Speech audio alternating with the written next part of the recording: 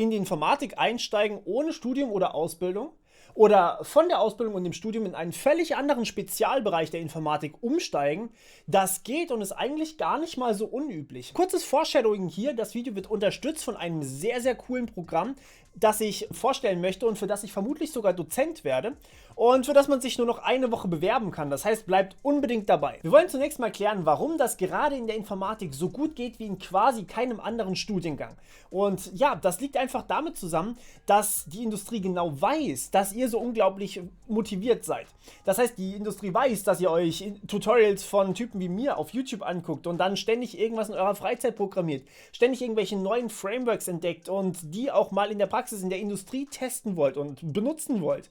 Und ja, das ist was Gutes, denn ihr bildet euch quasi freiwillig weiter. Das muss man natürlich unterstützen. Es kommt ja eigentlich auf die Fähigkeiten drauf an, die man hat und nicht auf das, was man eigentlich studiert hat. Ich meine, ich kann auch Arzt studieren oder Medizin studieren und danach komplett scheiße sein.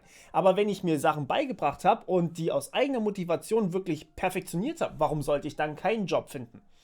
Außerdem ist die Informatik eine so extrem schnelllebige Branche wie eigentlich keine andere. Ihr könnt in der Informatik jetzt was lernen und habt das dann innerhalb von ein paar Monaten schon wieder nicht mehr nötig. Also ihr müsst dann schon wieder was Neues lernen. Das ist völlig normal und dementsprechend muss man sich sowieso die ganze Zeit fortbilden. Ich werfe hier nur mal ganz kurz das JavaScript Framework pro Minute in den Raum. Übersetzt heißt das, ihr könnt euch bei Firmen wie Apple, Google oder alle anderen möglichen bewerben. Alles überhaupt kein Problem. Und ich habe hier tatsächlich mal mit jemandem geredet, der bei Apple gearbeitet hat und der hat mir so ein bisschen Intel gegeben.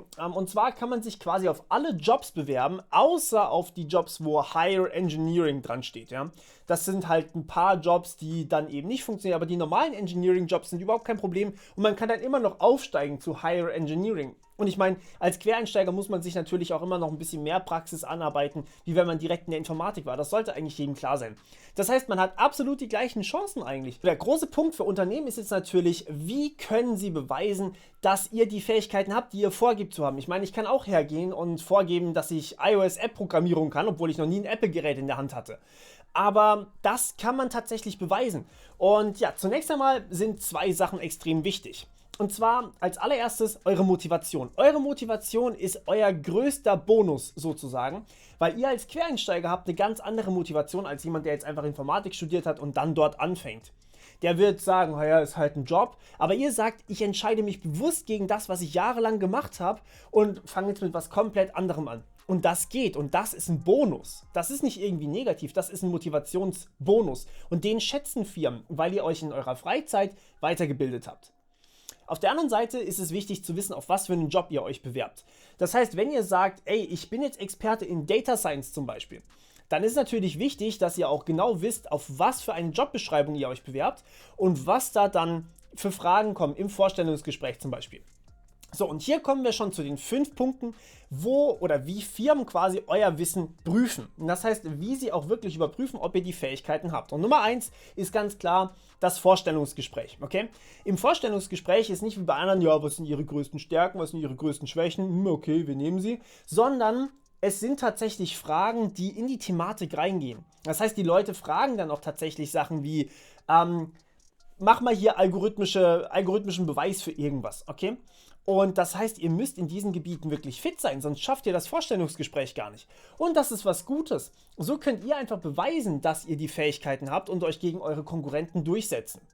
Auf der anderen Seite gibt es natürlich noch 4 weitere Möglichkeiten, euer Wissen zu beweisen zum Beispiel. Es gibt viele Online-Kurse, wie ich sie auch mache, und die werden teilweise bescheinigt. Es gibt sogenannte Teilnahmezertifikate, die bekommt man normalerweise auf so Seiten wie Udemy oder sowas, wo man dann wirklich hergeht und man belegt einen Kurs und dann kann man den Kurs einfach durchgucken und dann bekommt man am Ende ein Zertifikat, wo dann dabei steht, ey, der hat den Kurs abgeschlossen. Solche Zertifikate halte ich für nicht so gut. Sie sagen eigentlich nichts darüber aus, ob ihr die Fähigkeiten wirklich habt. Und darum geht es ja eigentlich, wenn ihr solche Zertifikate haben wollt. Ich kann in der Zeit auch einfach irgendwas zocken und das auf dem zweiten Bildschirm laufen lassen oder komplett den Raum verlassen. Dieses Teilnahmezertifikat sagt am Ende nichts darüber aus, wie eure Fähigkeiten in dem Bereich wirklich sind, sondern nur, dass ihr mal Geld für einen Kurs ausgegeben habt. Und ich meine ganz ehrlich, ich könnte nach meinen Kursen ja auch auf YouTube ein Teilnahmezertifikat ausstellen. Es würde euch halt einfach nur nicht viel bringen, weil man kann die YouTube-Videos einfach durchgucken und dann war's das. Es gibt bessere Optionen, wenn ihr wirklich Zertifikate machen wollt. Und ja, das sind tatsächlich die regulären Zertifikate. Die habe ich ja schon mal vorgestellt für IT-Security-Zertifikate. Und ja, da gibt es sehr, sehr viele. Die Dinger sind sauteuer, man muss einiges mitbringen, man lernt auch sehr, sehr viel und man muss am Ende eine Prüfung ablegen. Diese Prüfungen sind sehr viel mehr wert, weil sie im Endeffekt auch so eine Art Vorvorstellungsgespräch sind, ja? Das heißt, man hat quasi eine Prüfung und danach geht man ins Vorstellungsgespräch und sagt, schau mal hier, das habe ich schon bewiesen, dass ich das kann. Und die sagen, okay, den kenne ich oder das Zertifikat kenne ich, die machen eine ordentliche Prüfung, da kann man nicht schummeln, also hast du diese Fähigkeiten offensichtlich wirklich. Aber es gibt noch andere Möglichkeiten, man muss nicht unbedingt Zertifikate machen. Man kann auch an Open-Source-Projekten mitarbeiten. Das bedeutet, wenn ihr irgendwie zum Beispiel euer eigenes GitHub-Repository habt, dann gebt das in der Bewerbung an. Denn dort findet man ja auch Sachen, die eure Kenntnisse beweisen, wenn ihr sie selbst programmiert habt. Natürlich ist immer so das Geschmäckle sozusagen dabei, dass man nicht weiß, dass ihr die selbst programmiert habt, sondern ihr könntet auch irgendjemand bezahlt haben, der das programmiert. Aber in den meisten Fällen geht man davon aus, wenn es Open Source ist, dann werdet wahrscheinlich ihr das gemacht haben. Natürlich werden trotzdem Fragen kommen und natürlich müsst ihr trotzdem euer Wissen im Vorstellungsgespräch beweisen, aber es ist immer gut, wenn man mal bei was mitgearbeitet hat. Und so sind auch viele Open Source Projekte tatsächlich immer noch am Leben, weil Leute mitarbeiten und teilweise sogar Leute von Firmen mitarbeiten, die sich zum Beispiel weiterbilden wollen. Auf jeden Fall gibt es natürlich auch immer noch die Möglichkeit, ein Praktikum zu absolvieren. Das heißt, man fängt nicht direkt in der Firma an, sondern kommt über einen Praktikumsplatz rein und zeigt dann, hey, schau mal, ich kann tatsächlich was und ich bin auch bereit, mehr zu lernen und ja, ich will das jetzt machen. Und über dieses Praktikum kann man natürlich sehr viel zusätzlich lernen, aber am Ende ist eine große Chance dabei, wenn man sich nicht dumm anstellt, dass man übernommen wird. Und das ist natürlich immer auch eine gute Option. So, und das letzte, und das ist das, wo wir hier auch zu einem großen Punkt kommen, sind Microdegrees bzw. Bootcamps. Bei Microdegrees und Bootcamps gibt es so viele verschiedene Geschmacksrichtungen, ich kann jetzt hier nicht auf alle eingehen, aber ich bin an einigen Projekten beteiligt, die ich euch kurz vorstellen möchte. Und ja, das letzte ist auch tatsächlich unser Sponsor, auf das möchte ich ein bisschen genauer eingehen heute. Und ja, das erste Projekt ist quasi ein Professional Masters Studiengang. Das heißt, man ist quasi Bachelorstudent und schon im Beruf drin. Und dann ist das quasi eine Fortbildung, die so ähnlich äquivalent ist wie ein Masterstudiengang. So, da bin ich zum Beispiel dran beteiligt, das ist von der Hochschule dann aber auch aus. Und auf der anderen Seite bin ich auch gerade an einem Projekt dran, das noch in Entstehung ist und an einem weiteren Projekt involviert, das Mitarbeiter im Unternehmen fortbildet. Das heißt, ein großes Unternehmen, was quasi Leute, die eigentlich nicht in der IT-Branche arbeiten, in die IT-Branche bringen möchte, also Programmieren beibringen möchte, Algorithmik beibringen möchte, Grundlagen der Informatik und so weiter und so fort. So all diese Dinge, da habe ich schon Erfahrung mit, da bin ich auch gerade dabei. Also ihr seht, diese Maßnahmen und Projekte sind eigentlich sozusagen Mini-Studiengänge. Sie zeigen euch natürlich nur das, was ihr für diesen Beruf auch wirklich braucht, also nicht so groß wie allgemeine Informatik, womit ihr danach alles machen könnt, sondern eben auf eine spezielle Sache. Und das ist nötig, um mit der Branche mithalten zu können. Man spezialisiert sich ja immer weiter. Und vielleicht hat man manche Sachen in seinem Studium noch nicht mal gehabt. Also zum Beispiel, wenn ich jetzt mich um die Data Science Sachen gedrückt hätte, aber vielleicht später dann mal Data Science machen möchte, dann muss ich trotzdem so ein Projekt eben besuchen oder so ein Bootcamp besuchen, damit ich überhaupt weiß, was eigentlich in der Industrie gerade passiert. Aber heute wollen wir uns auch noch ein weiteres angucken, und zwar Practicum 100, wo ich wahrscheinlich auch, so wie es aussieht, Dozent werde. Das ist ein Projekt, wo es um Machine Learning und Data Science geht. Es ist ein 40-Wochen-Programm und fängt aber mit einem kostenlosen, also zusätzlich dazu, fängt es mit einem kostenlosen Kurs zu Python an. Das heißt, danach machen wir weiter mit Datenanalyse, Statistik, SQL, also wirklich alles Dinge, die man eigentlich im Studium lernt, aber die hier nicht vorausgesetzt werden, weil man eben auch zum Beispiel als Rettungssanitäter sich fortbilden kann, wenn man das möchte. Die Themen sind natürlich auch sehr sinnvoll gewählt, also ich meine, das sind genau die Dinge, die man in der Praxis auch immer wieder benutzen wird und die ich natürlich hier auch stark promotet habe schon, beziehungsweise auch vorgestellt habe und eigentlich euch auch beigebracht habe zum Großteil. Und ja, danach geht es weiter mit Business Intelligence, Data Visualization und natürlich Machine Learning. Also so Sachen wie Support Vector Machines, neuronale Netze und so weiter und so fort. Genau die Sachen, die man im Endeffekt dann auch in der Wirtschaft braucht, also Data Science und Machine Learning. Und zu guter Letzt, das ist ganz besonderer Bonus in dem Programm, connectet es euch mit der Industrie. Und das bedeutet, da sind auch viele Dozenten aus der Wirtschaft da, also zum Beispiel ist auch jemand aus Google, von Google Dozent.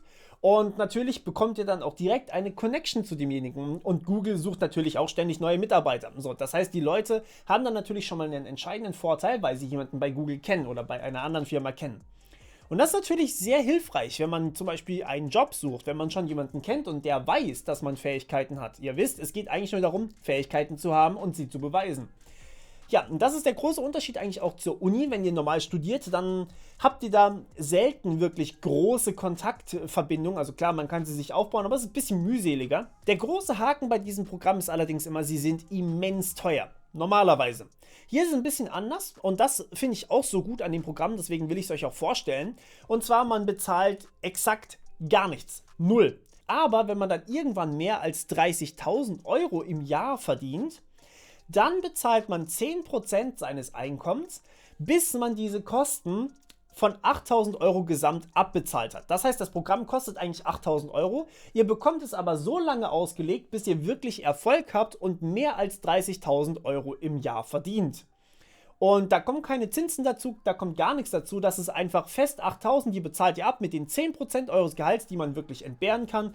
Und ja, dann habt ihr im Endeffekt das Programm erstmal gratis und könnt es erst abbezahlen oder müsst es erst abbezahlen, wenn ihr wirklich soweit seid. Wie könnt ihr sich jetzt das finanzieren? Das ist jetzt natürlich eine große Preisfrage und das habe ich mich auch gefragt. Deswegen hatte ich auch einen Zoom-Call mit jemandem, der hinter diesem Projekt steckt und das war absolut faszinierend, super netter Mensch, kann ich absolut empfehlen. Ja, hinter diesem ganzen Projekt Practicum 100 steckt Yandex, quasi das russische Google sozusagen, das aber trotzdem einen Sitz in Amsterdam hat. Und das Projekt ist trotzdem deutsch, also alles speziell für den deutschen Markt gemacht. Die sind natürlich international tätig, weil sie natürlich das Projekt auch mehrfach ausrollen wollen. Die legen das Geld quasi aus erstmal. Aber eben das muss auch sein, weil die Dozenten wollen ja jetzt nicht irgendwie 8 oder 10 Jahre warten und hoffen, dass ihr irgendwann mehr als 30.000 verdient. Weil im Endeffekt ist ja immer noch die Möglichkeit da, dass von diesen Leuten, die da teilnehmen, niemand am Ende mehr als 30.000 im Jahr verdient. Irgendwann mal.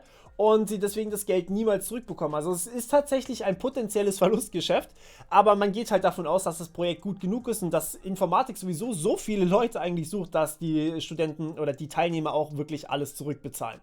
Problem ist natürlich trotzdem, man kann so viel Geld nicht unendlich auslegen. Das heißt, das ist natürlich von den Plätzen ein wenig limitiert. Und deswegen auch Practicum 100, weil es exakt 100 Plätze gibt. Und man muss sich drauf bewerben, das heißt, man muss beweisen, dass man schnell lernen kann und eine Motivation dahinter hat, das auch wirklich durchzuziehen. Das heißt, man muss sich gegen seine Mitbewerber, aktuell sind es glaube ich ungefähr 4.000 bzw. ein bisschen mehr, muss man sich durchsetzen und diesen Platz dann auch bekommen. Und das wird folgendermaßen gemacht. Man bekommt ja am Anfang diesen Python-Kurs schon mal vorher. Und dann bekommt man, also quasi direkt nach der Anmeldung bekommt man diesen Python-Kurs gratis. Das könnt ihr einfach so mal machen, ja, wenn ihr einfach nur teilnehmen wollt und vielleicht nicht unbedingt daran interessiert seid, guckt euch einfach den Python-Kurs von denen an, vielleicht könnt ihr noch was mitnehmen. Und danach muss man eine Challenge lösen. Und zwar hat man für diese Challenge 2 Wochen Zeit. Und wenn man es schafft, diese Challenge zu lösen, dann gibt es noch andere Kriterien und dann bekommt man eventuell einen von diesen 100 Plätzen. Das heißt, alles in allem ein sehr rundes Konzept, natürlich limitiert auf diese 100 Plätze. Aber ja, es ist trotzdem auch wichtig, natürlich nach Motivation und Können auch ein bisschen auszufiltern. Und wenn ihr jetzt sagt, ihr schafft das so oder so nicht, naja, sagen wir mal so, Practicum 100 wird wahrscheinlich kaum ein Video sponsern, wenn sie nicht noch Bewerber suchen wollen, oder? Natürlich habt ihr zusätzlich den Vorteil, meine Videos schon zu kennen. Das heißt, ihr habt natürlich den Vorteil, ihr könnt schon vielleicht Python programmieren oder was anderes programmieren. Und ihr wisst schon ungefähr, wie solche Challenges vielleicht ablaufen, ne? Das heißt, ich wünsche euch ganz viel Erfolg und viel Spaß. Probiert es einfach aus und selbst wenn ihr nicht genommen werdet, habt ihr trotzdem einen kostenlosen Python-Kurs gehabt. Also eigentlich alles in allem eine gute Sache und ja, deswegen empfehle ich euch das ganz herzlich und wir hören uns wieder beim nächsten Mal. Bis dann. Ciao.